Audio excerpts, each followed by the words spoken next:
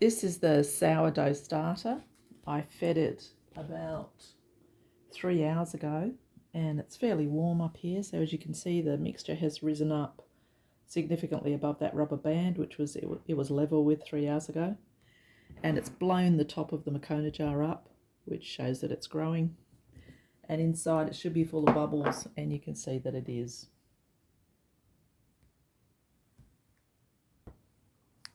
Alright, here I have all the ingredients ready to mix in this bowl, which I've got on top of some scales.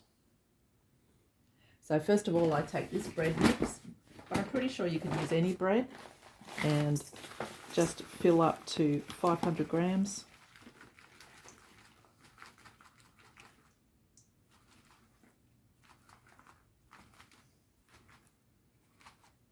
Okay, I'll just make this simple. So I have 500 grams of flour in here. I have 500 grams of flour in here, and you can use any kind of flour.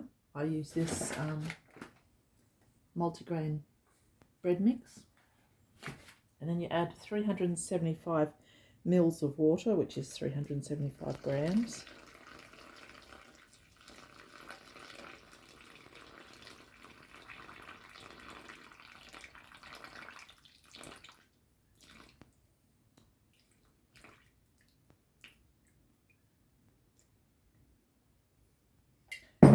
And then 125 grams of the starter mix, which has been activated and got all bubbly.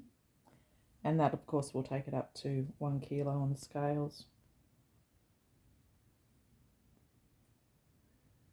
Doesn't matter if you go over a little tiny bit.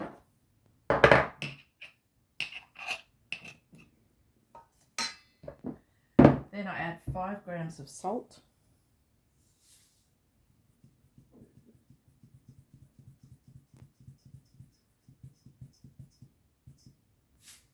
And then, because there's little yeast packets in those bread mixes, I use them just a sprinkling. And then I'm just going to stir this, and next I'll show you how to knead it.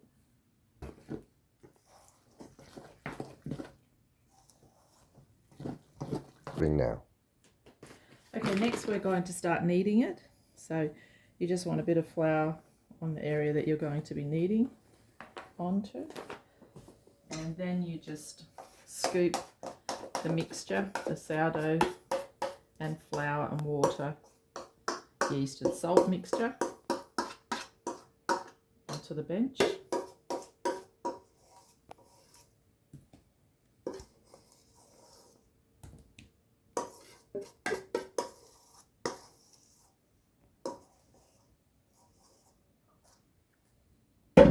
And then take the spoon and just fold it over to incorporate a little bit of the, I just use white flour to mix into it. Just, it's easier and very inexpensive. And get that to something that you can start to touch without being covered in sticky dough that's not going to come off easily.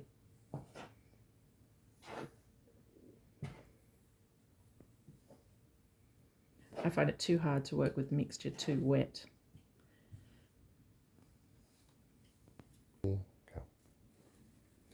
Okay, I'll add a little bit more flour just to stop the mixture being too dry. Just because it's too hard to handle, it's too hard to knead if it's really sticky and wet.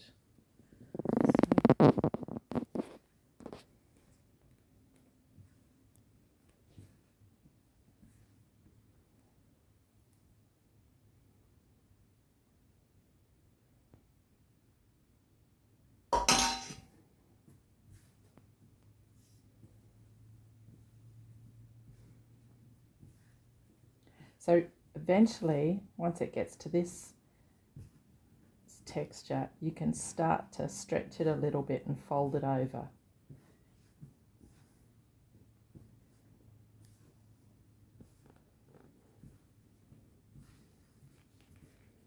And you just keep going like this for 10 minutes. And I'll show you what it looks like in 10 minutes time. So I'll just be adding tiny bits of flour so it doesn't stick to the bench. So my hands are really clean, so I'm just taking off the sticky bits and just mixing it in and just keep going.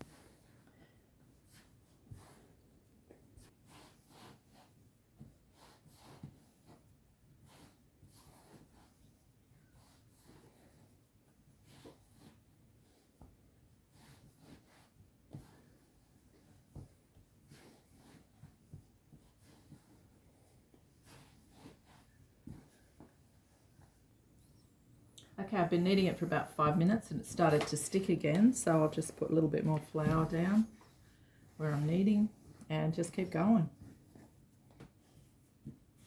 Okay, so you want to make sure there's always just a little tiny bit of flour under where you're kneading it, where you're stretching it, pressing it, folding it over.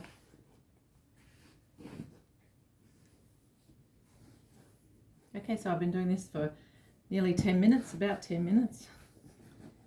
So what I'll do now is I like making 2 loaves out of this. So I'll break it into 2.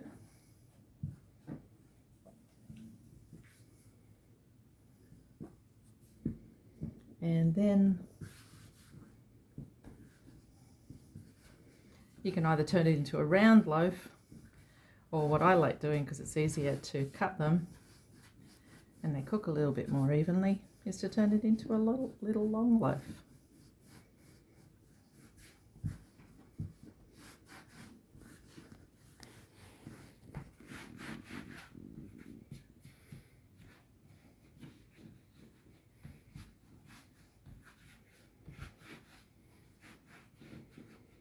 Doesn't have to be perfect.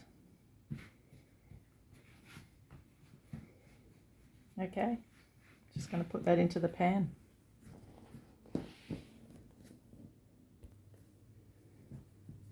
Okay, that's 2 sort of even loaves. And I'll just put them into this baking pan. It's just a roasting pan. Whoops, I've made it a bit big.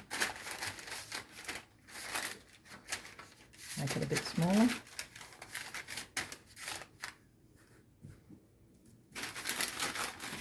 And what I'll do is I'll put the other roasting pan lid on. And you can either put it in the fridge if you want to wait to be a little bit more sourness to the loaf, or you can just let it sit at room temperature and cook it later. And I'll show you that later.